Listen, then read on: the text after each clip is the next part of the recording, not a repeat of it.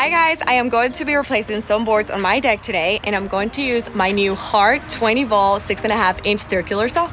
I used to be kind of intimidated by it, but when used correctly, it's actually very safe and easy to use. Let me show you. First, I'm going to measure the board I'm replacing and then measure again just to be sure. Now that I have my measurements, I'm going to cut my replacement board. Here we go. The 4,700 revolutions per minute and include a thin-kerf blade cut through the board like butter. Set the blade depth no more than 1/4 inch below the thickness of the board. Pro tip: a quick way to determine this is to make sure the points of 3 teeth are below the material. This saw can cut up to 2 1/16 inch, so it's perfect for your standard 2x materials.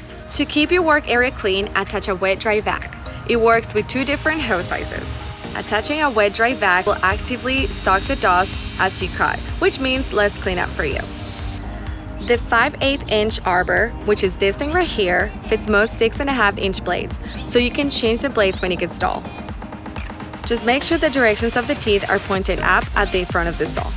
This saw can also make bevel cuts. With 0 to 56 degree settings, there are so many options. That was a piece of cake.